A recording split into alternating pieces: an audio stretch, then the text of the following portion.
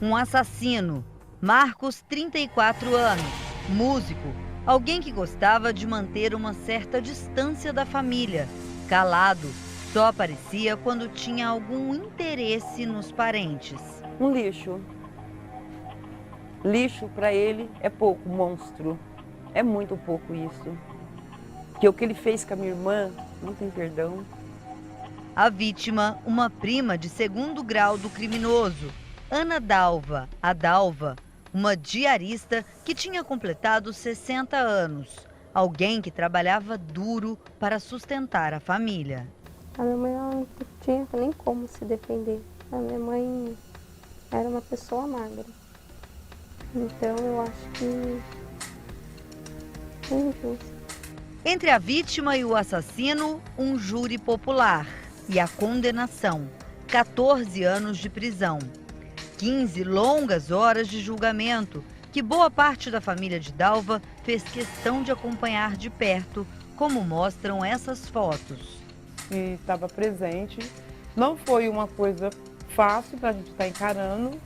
Apesar dos apesares que eu não conhecia ele, não sei se ele era, não sabia se ele era branco, se era vermelho, se era azul, se era preto. O julgamento aconteceu neste fórum. O júri popular foi composto por 6 homens e uma mulher.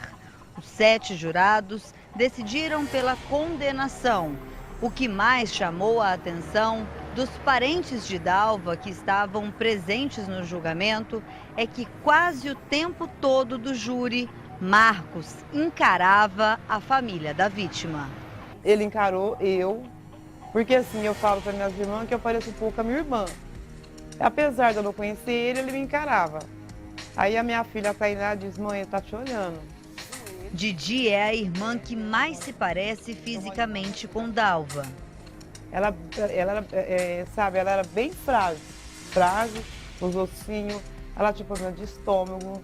Dalva teve 3 filhos, apenas um rapaz, que não morava com a mãe.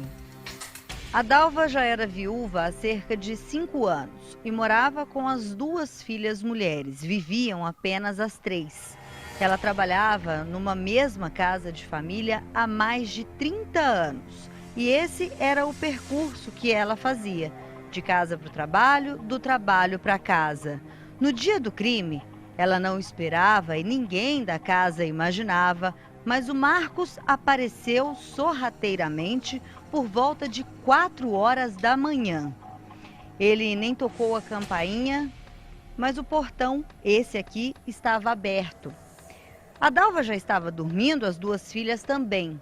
Ela só permitiu que uma das filhas abrisse a porta para o Marcos porque ela ficou preocupada e imaginou que algo ruim pudesse ter acontecido à mãe do Marcos, que era muito amiga dela.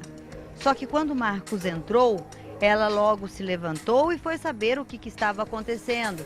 Ele disse que não era nada com a mãe, a Dalva voltou a dormir. A Camila também estava dormindo e a Carolina, a outra filha da Dalva, ficou na sala com o Marcos e os dois ficaram conversando por cerca de 2 horas. Quando foi 6 horas da manhã, a Dalva percebeu, ao acordar, que já tinha chegado a água da rua e ela precisava lavar roupa.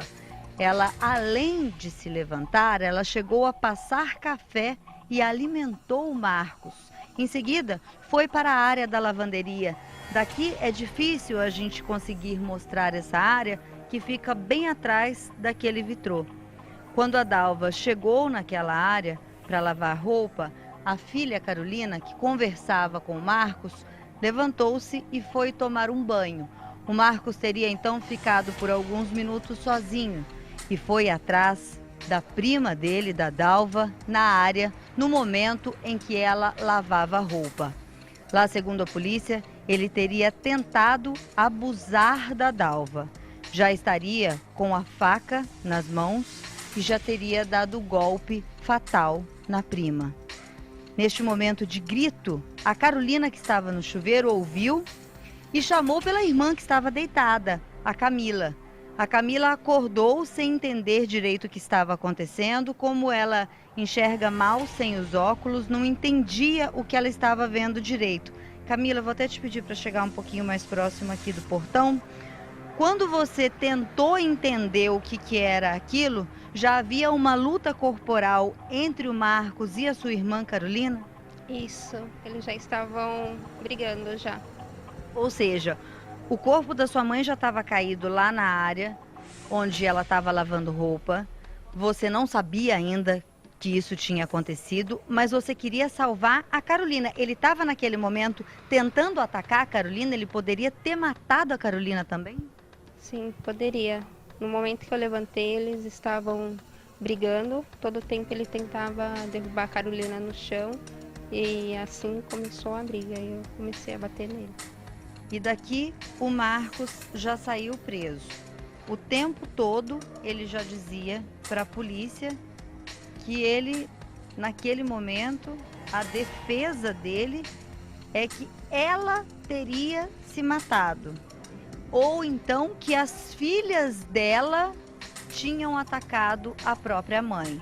Nenhuma das histórias que o Marcos contou convenceu em nada a polícia. A família de Dalva até hoje não entende a motivação do crime. Marcos nunca confessou e disse para a polícia e reforçou na justiça que não teria tentado abusar da prima.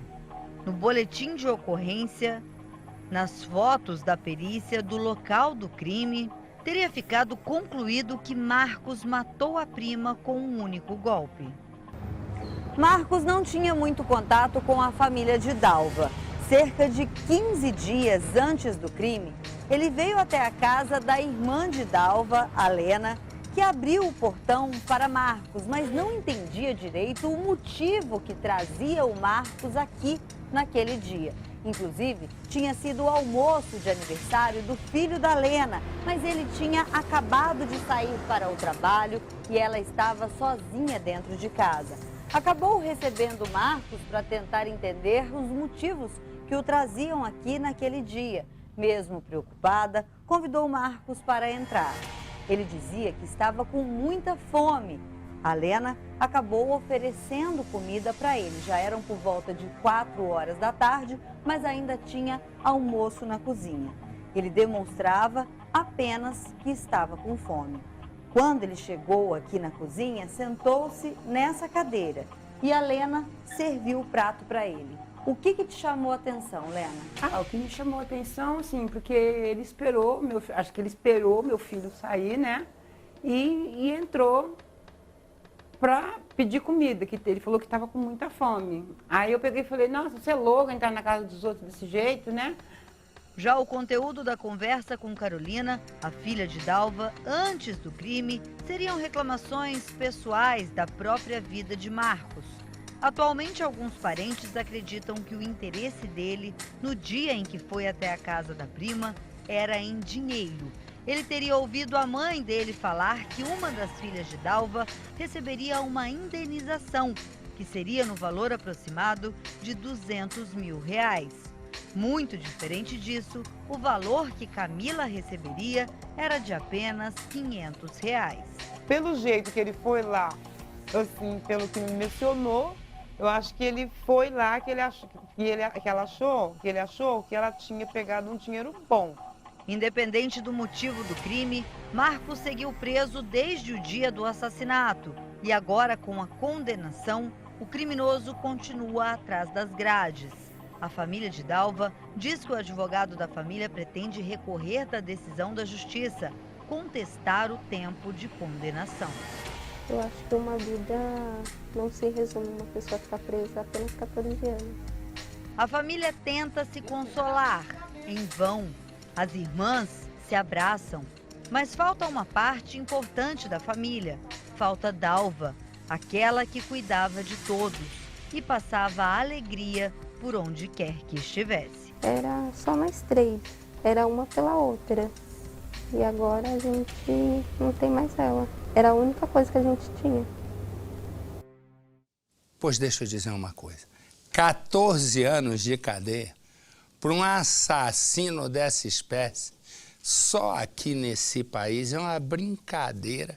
É por isso que os caras matam. Sabe quanto tempo vai ficar na cadeia? Com 14? 9. E se tiver, chegar numa sortezinha daqueles indultos, fica menos. Mas vamos lá. Bom, vamos lá para o caso do menino Samuel. Nós tínhamos mostrado aqui no Cidade Alerta, um vídeo que comoveu todo um país. Mostra o vídeo para mim. Menino Samuel. Ele não quer voltar pro pai. Vai tentar te buscar de novo. Esse é o patrão da mãe dele.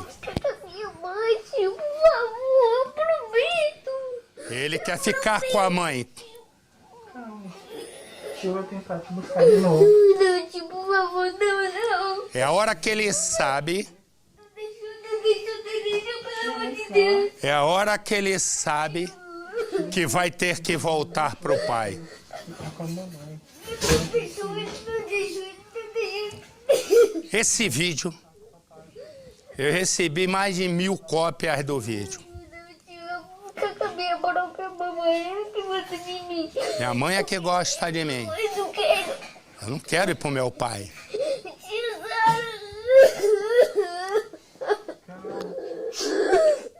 Gente, não quero largar vocês aqui.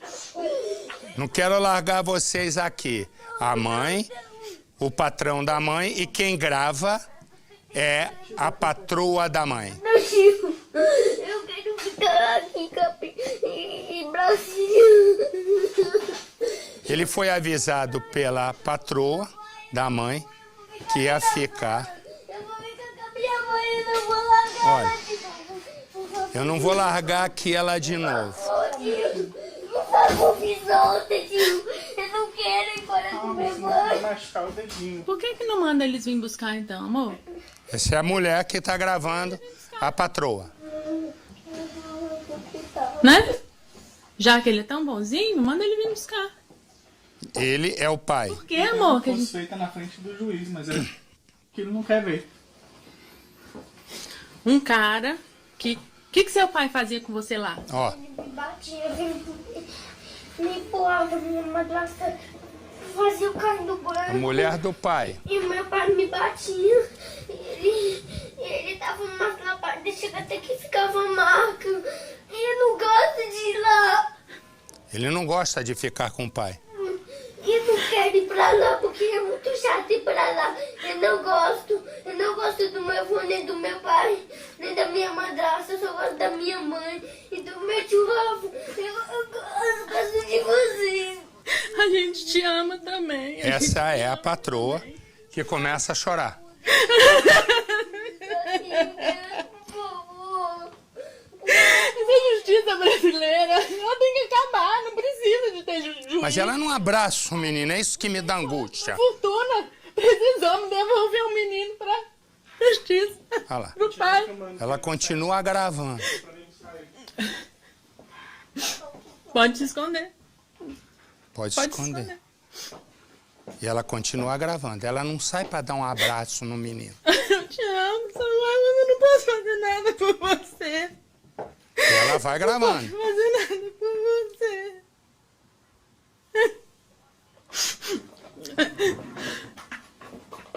E o menino Esse juiz, se esconde para não ir com o pai. provavelmente ele vai pro inferno, sabe?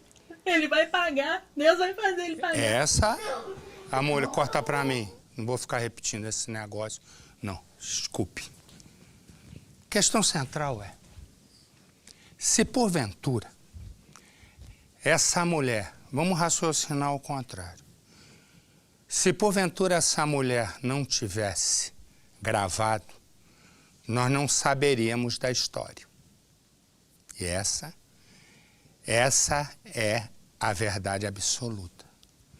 Mas depois que ela grava um menino, dizendo que apanha do pai, que é torturado pela madrasta, o que ocorre?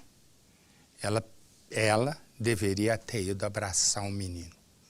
E essa mulher me causa um incômodo violento. E por que ela me causa um incômodo violento? Porque qualquer mulher, depois, mesmo que ela quisesse uma prova da história do menino, e esse choro do menino Samuel é fundamental para que a gente pudesse saber a história dele, para que ele não fosse mais uma criança sofrendo. E ele está sofrendo, não tenha dúvida. O que acontece? Acontece uma coisa. Nesse momento que ela grava no final, quando o menino entra debaixo daquela mesa, me desculpe, aí é que não cola para cima de mim. Ela tinha que largar o celular em vez de fazer chorar e gritar, o teu pai vai para o inferno. Tudo bem, já gravou o fundamental. E ela abraçar a criança e confortá-la.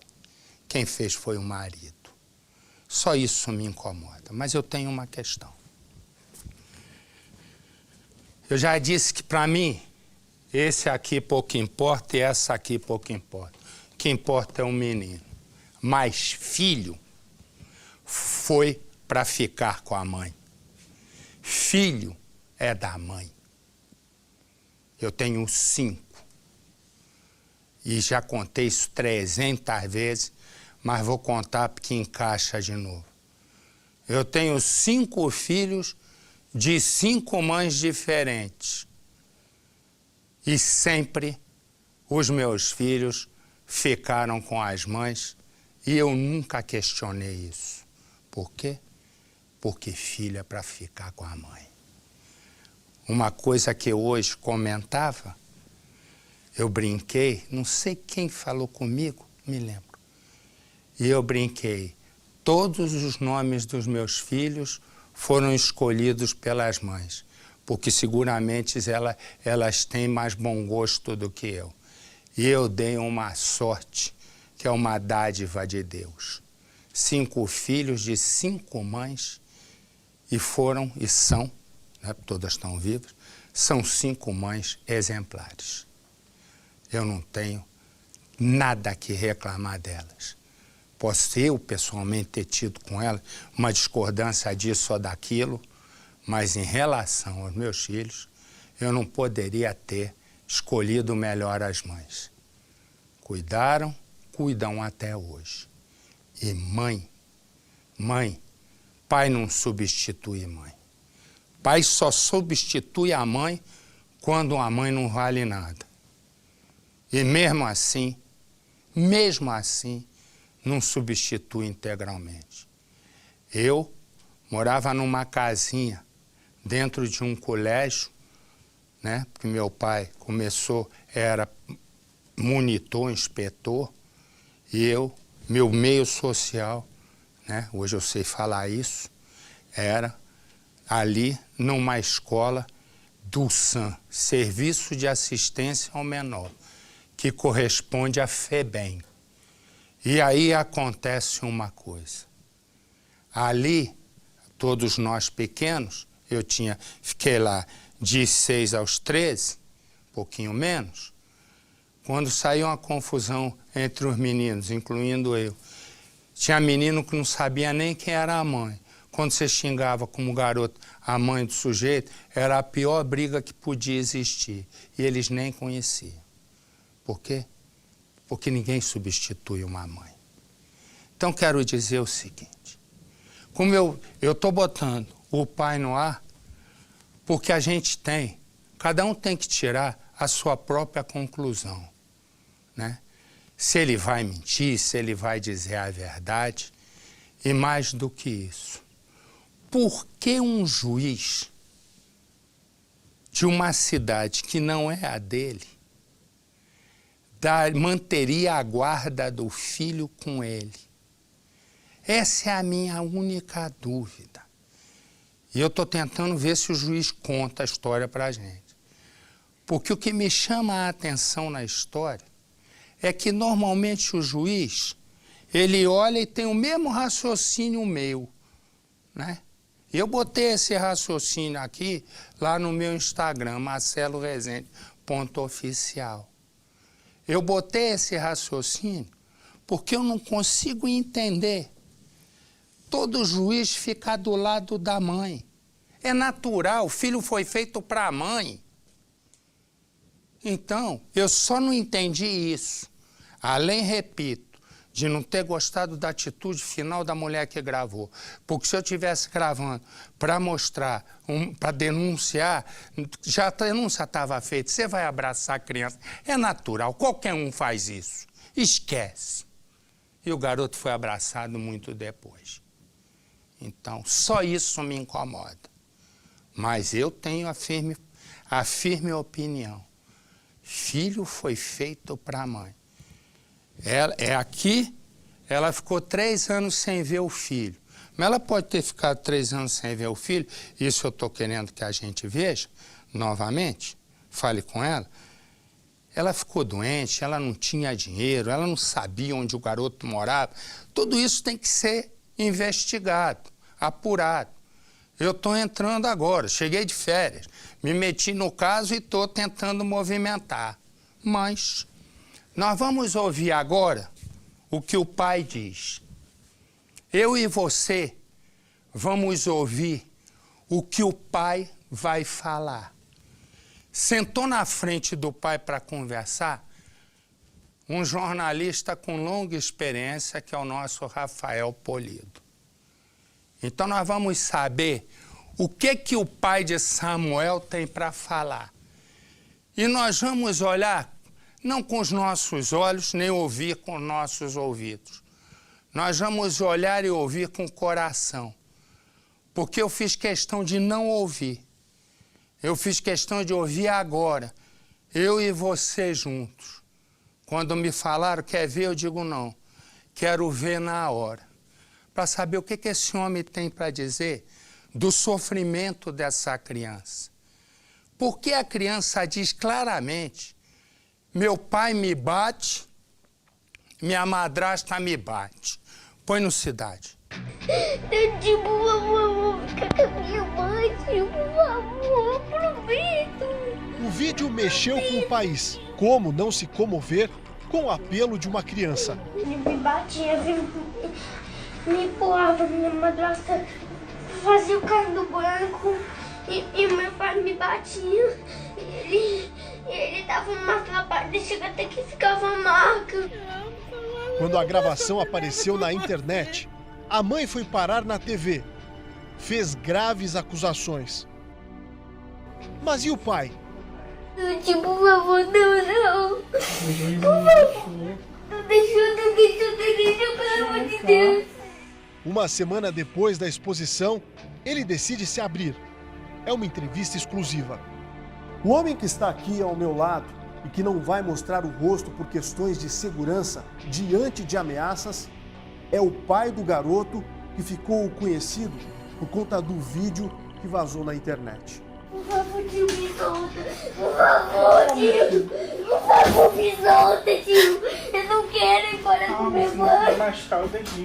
Ele se comprometeu a dar essa entrevista e contar em detalhes o passo a passo de tudo que aconteceu desde o dia da separação.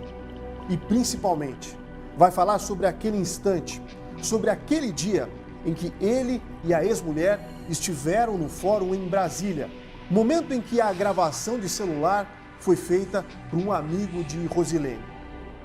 Ele recebeu ameaças, assim como toda a família. E por isso o local escolhido para gravar é neutro, em uma cidade distante de onde ele mora agora com o filho de 6 anos. Em algum momento, o senhor agrediu o seu filho? Em momento nenhum. Em momento nenhum. O Samuel era muito bem cuidado. Inclusive, a gente teve acesso a algo que foi postado no Facebook, que a conselheira de lá fala que meu filho tinha muito temor. Só que existe uma interpretação sobre temor. Temor significa respeito. Vou chamá-lo de Francisco. O pai do menino expõe uma versão completamente oposta à que foi dada pela ex-mulher. Eu não preciso provar nada para ninguém sobre o que ela alega, que eu estrupei, que eu batia, que eu espancava ela. Entendeu? Nessa questão do relacionamento, não deu certo por quê? Foram N fatores. Ela ocultava informações a respeito do passado dela. Ela não me respeitava como marido dela. né? Ela era totalmente insubmissa, ela não respeitava os princípios que a gente procurava estabelecer dentro de casa, não havia diálogo em momento nenhum, o lado dela sempre é o lado que prevalecia, era o lado que ela impunha e simplesmente a gente tinha que andar de acordo com aquilo que ela havia estabelecido. O que aconteceu de fato, o seu lado, a sua visão daqueles instantes que o Brasil inteiro conheceu? Não tem como a gente narrar o fato sem a gente emocionar. Porque nós oramos muito para essa audiência. Nós sabíamos toda a mentira que estava envolvida em cima de todo o processo, de todas as provas que ela envolveu. A gente foi confiando em Deus e na justiça mesmo, na integridade da justiça. E tivemos audiência. Quando a gente chegou, a gente notou algo estranho, eu e meu advogado, porque os agentes de segurança do Tribunal de Justiça estavam meio agitados. Falei, tem alguma coisa de errado. E nesse momento nós entramos para a sala de audiência, foi ouvido a minha versão da situação, o juiz perguntou algumas coisas a respeito ao processo e à criança, nós respondemos. Ela foi chamada para a audiência, também respondeu. Ambos, o defensor fez perguntas a mim, fez perguntas a ela, o meu advogado. Em nenhum momento o juiz negou qualquer tipo de direito a ela.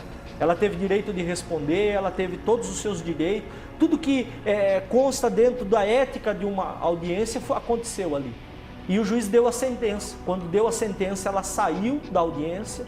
Ela comunicou seus 2 amigos que estavam lá fora sobre a decisão do juiz. Enquanto isso, eu e meu tio, com 2 agentes de segurança do Tribunal de Justiça, ficamos dentro da sala de audiência. Quando nós saímos da sala de audiência, o juiz deu a ordem que o agente que entregasse a criança a mim e que nos acompanhasse até a sala.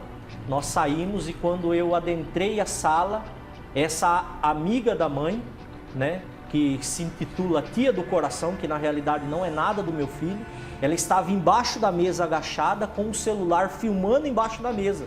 Eu achei estranho.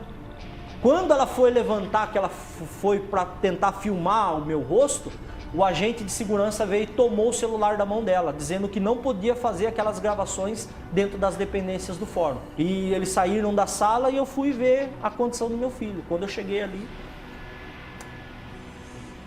eu reconheci meu filho.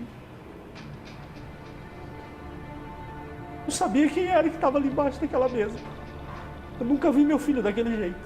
Francisco conta que muita coisa aconteceu antes da polêmica, que a mãe não viu o filho por 3 anos e se manteve ausente por espontânea vontade. Eu ligava para ela pedindo que ela perguntasse sobre a escola do menino, como estava o menino, como que ele estava, se ele estava bem, se ele estava mal.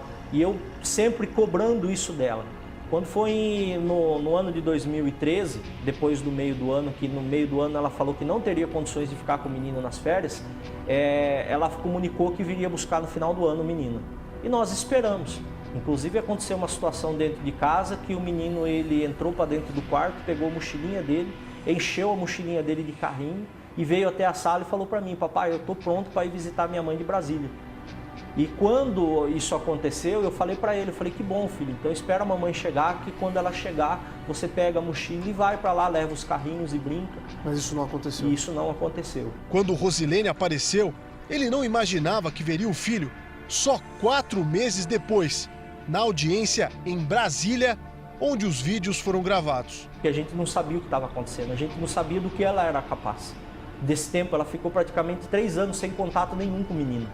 Então a gente temeu por causa disso. E eu fui na delegacia, porque ela descumpriu uma decisão judicial que constava o direito de visita dela no processo. E eu fui até a delegacia, registrei o primeiro boletim de ocorrência contra a desobediência e chamei o conselho tutelar naquela ocasião. A delegacia comunicou o conselho veio, me levou até o conselho tutelar para que a gente pudesse entrar em contato e saber da localização da criança. Onde ela estava, com quem ela estava, como ela estava. E nós tentamos isso das 7h30 da noite, que nós saímos da delegacia, até 00:30, quando nós obtivemos o primeiro contato com ela. 00:30? 00:30. E nisso, naquele contato, ela alegava que queria ficar mais o feriado do 7 de setembro e que entregaria no feriado às 6 horas da tarde na porta da minha residência. Ela disse por que não comunicou antes? Não, a respeito não. Simplesmente ela tomou essas decisões, a gente só soube que ela queria ficar com o menino no feriado pelo fato de a gente ter conseguido contato com ela 00:30 dentro do Conselho Tutelar da cidade de Capivari. E ali o que acontece? A gente conseguiu contato, na segunda-feira eu e minha esposa ficamos esperando. Quando deu 6 horas da tarde, a gente não recebeu o menino. O pai conta que percebeu algo de errado quando o filho foi abordado dentro da escola. A criança não soube precisar por quem. Francisco só entendeu o que estava acontecendo dias depois, quando descobriu que havia contra ele 2 processos em andamento na Justiça do Distrito Federal. Um dia o menino chegou em casa e falou: pai, 2 tias foram na escola. Eu falei: como assim, meu filho? 2 tias foram na escola, me levaram até a sala da diretora e conversaram comigo. Eu chamei minha esposa e falei: olha, amanhã você vai lá, conversa com a diretora. Pergunta para ela quem é essas 2 pessoas, porque até então eu não sabia o que era. Francisco nega com veemência cada acusação feita pela ex-mulher. As agressões eram física, era verbal, ele me estuprou, ele me violentava, ele batia minha cabeça na parede, ele tentava agredir a minha filha. Então eu registrei Maria da Penha 3 meses após o casamento, eu registrei Maria da Penha contra ele.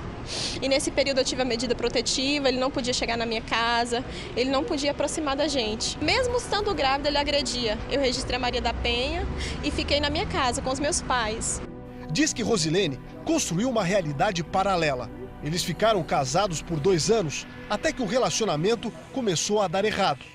A mãe do menino afirma que foi ameaçada pelo ex-marido para entregar a criança depois da separação. E que só quando conseguiu a guarda provisória em Brasília, seguiu direto para o Conselho Tutelar.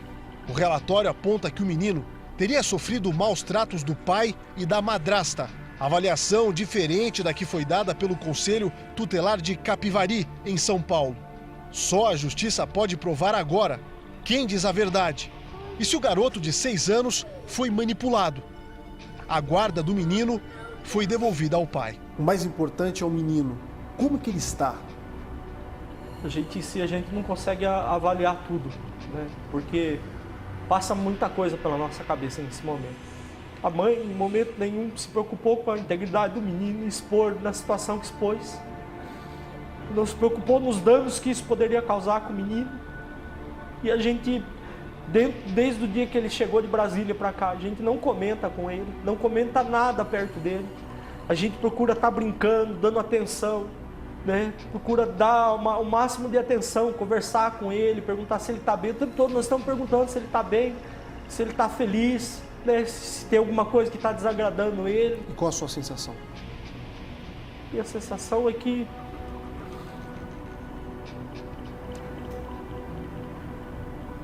não tem como descrever. Não tem como descrever.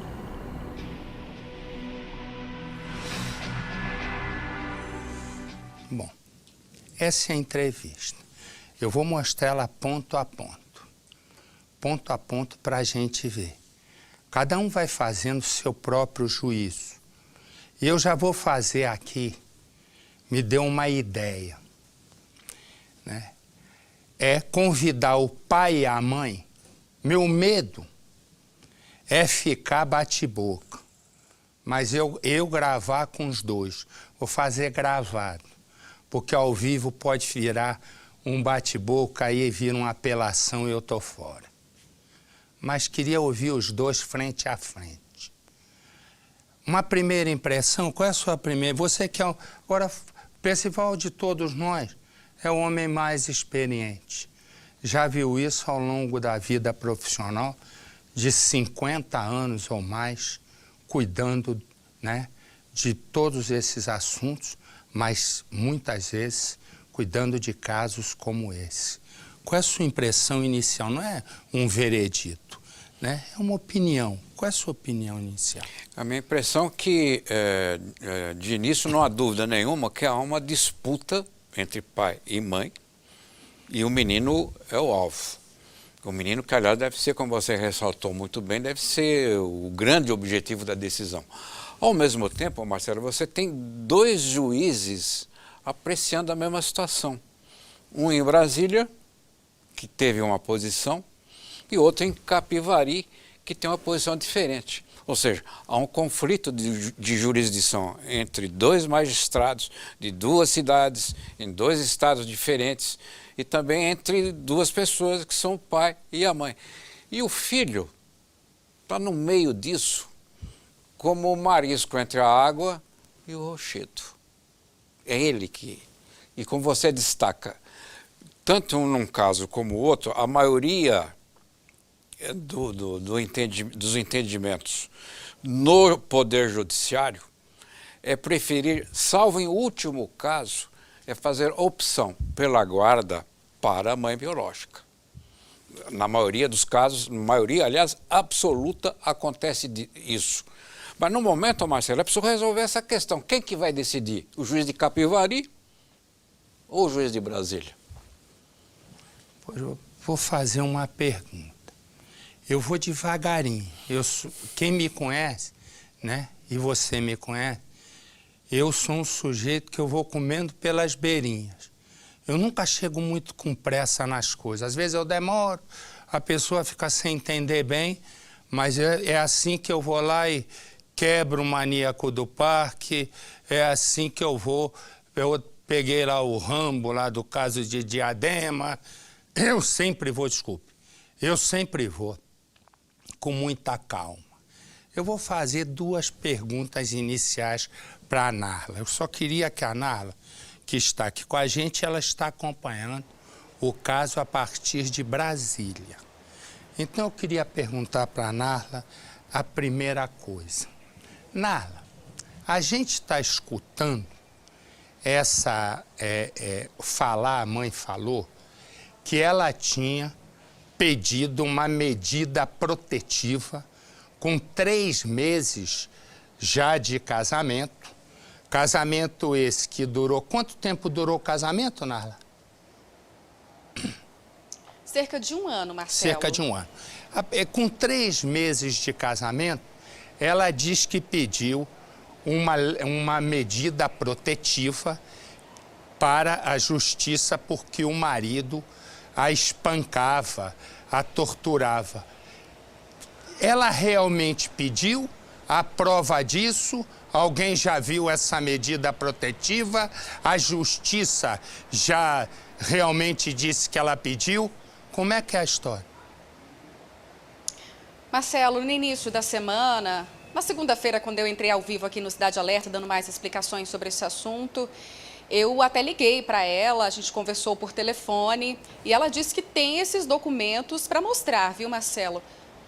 Estão à disposição da TV Record. Ela disse que tem sim os 3 boletins de ocorrência que ela registrou contra o marido, né? E também tem essa medida protetiva. Então, mas você não foi lá no início da semana e ninguém foi lá até hoje, né? Então estamos esperando. Marcelo, a gente ainda não teve acesso a esses documentos. Então vamos fazer o seguinte, porque uma coisa é dizer que tem. Isso, vamos trabalhar nessa câmera aqui, Edu. Abre a lente, vai. Uma coisa, fica feio esse ângulo aqui. Uma coisa é dizer que tem, né? Outra coisa é a gente comprovar. Então faz o seguinte, quando chegar no fim de semana, vai na casa dela e pede. Eu acho que é uma obrigação nossa. Porque não pode dizer que tem que provar. Na verdade, se aí tem um chefe, ele tem que botar algum repórter agora no carro para ir ver se tem. Porque nós estamos discutindo, é o único veículo que está discutindo a vida de uma criança. E a gente diz na segunda-feira e hoje é sexta. E é isso que me aborrece. Porque eu trabalho igual um cão. Né? E eu passei a minha vida, depois que eu voltei de festa, não tem nada a ver com isso não, porque tem o chefe aí, né? Eu passei a semana, eu vi esse vídeo umas 30 vezes. Por quê? Parei tudo. Porque tem uma criança de 6 anos de idade que ninguém sabe se a mãe, né, é uma negligente ou se o pai é um torturador. E é uma criança. Não estou reclamando contigo, não. Estou reclamando quem manda aí. Porque não é possível. Está um Brasil inteiro reclamando, né? Um Brasil inteiro, né, chorando junto com o menino, inclusive eu. E a gente não vai comprovar uma coisa que jornalista tem que fazer. Qual é? Saber se tem o documento. Porque nós estamos... O que acontece... Corta aqui mais. Vou cortar aqui, sei lá, já corta onde você quiser. Resumo. O que acontece? Acontece uma coisa que é simples. Simples. É ir atrás das provas. Porque eu digo assim, fulano é isso. Eu vou dizer um cara que muita gente não vai lembrar. Mas é uma coisa. Tinha um sujeito que ia ser o maior galã da TV Globo, chamado Mário Gomes. Eu me lembro isso e eu está começando a minha vida profissional. Ele ia ser o galã da hora. Tinha um sujeito da música chamado Carlos Imperial, que era um cara que inventou um monte de coisas, inclusive inventou a Jovem Guarda. O Mário Gomes, segundo reza a lenda, ciscou em cima da namorada do Imperial. O Imperial inventou que o rapaz pegou uma cenoura, e eu não preciso mais contar a história. Não tinha acontecido nada disso. Todo mundo ficou na versão e matou a vida profissional desse rapaz que hoje já é um homem de muita idade. E eu, menino, acompanhei começando a minha carreira. Então, acho que a gente tem que provar. Agora, volta aqui e me dá nada. Segunda coisa, Ana. Segunda coisa. Esse garoto, menino Samuel, chora, né? E eu vou dizer, ele não choraria à toa. Ele chora porque ele quer ficar com a mãe. Essa que é a verdade, né? Mas a questão é que é uma questão fundamental.